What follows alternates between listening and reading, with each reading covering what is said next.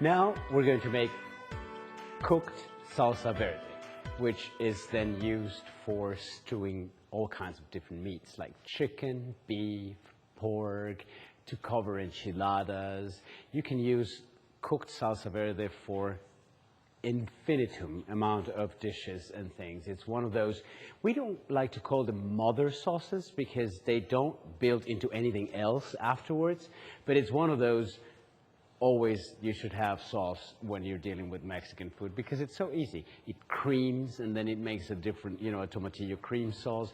So it's a very important sauce for you to learn how to do. And for that we have some boiled tomatillos that have boiled with the jalapenos as well.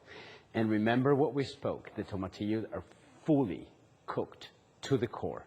We're going to drain a little bit of this water. Sorry, not a little bit. You're going to drain it all, okay? And you're going to put the chiles, tomatillos, in the blender with the small piece of garlic, the cumin, and we're going to blend.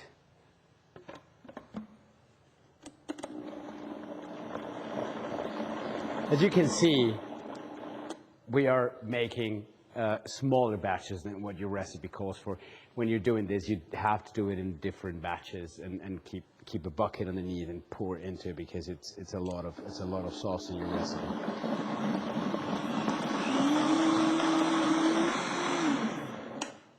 Here again, I'm going to start heating up my oil here in the small pan. But again, I want to show you the fine line, what means smooth for us and smooth for others. So I'm going to pour a little bit of this here so we can see that. You see how you can still see the little seeds of the tomatillos, but everything else has been blended until smooth. We're going to, what we call fry the sauce. It's a little too hot, but it's good. Nothing happens. Just take it off the heat. Pour the sauce into the hot oil. And let it cook. It's going to now cook for maybe 20, 25 minutes.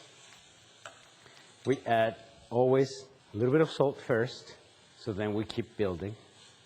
The cooking of the sauces is not necessarily to reduce the sauce. It is basically to cook the elements, to cook the garlic, to acquire that cooked flavor, and that all the flavors kind of blend and balance together. But it's not necessarily that we want a thicker puree.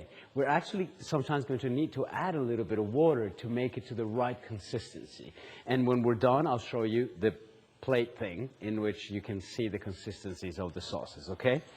So we can have a little bit of a break here. We assume that this sauce is boiled for 45 minutes or for 30 minutes, and we're going to grab a ladle full of that sauce.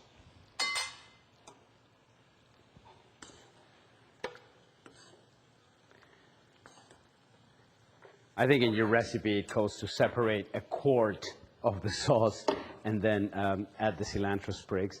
So cilantro in the blender, stem side down.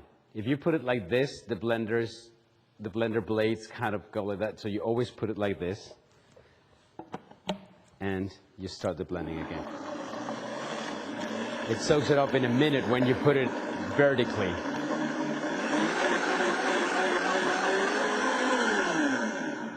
Okay, now you don't want to kill all that cilantro. You want to still have the speckles of it. So you pour this back into the sauce.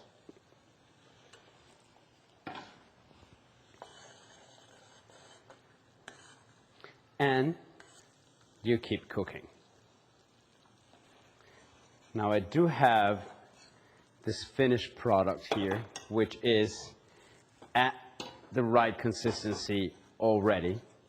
And what I want to show you here is what you're going to look for. It's a sauce that, look at how it moves, look how it pours. I want to show you how it looks on the plate and how the pouring is, look at that. That is a great salsa verde. You see the translucency of it. See the speckles. You still see the seeds of the tomatillo and some little itty-bitty pieces of things, but it's very smooth. So that's what means blend until smooth when we're talking about Mexican sauces. Okay? See that wonderful sauce? That now it's ready to cover huevos rancheros in a breakfast, to pour on the side of an omelette, to name it. Poach the eggs into the salsa verde and serve them in a little cast iron thing.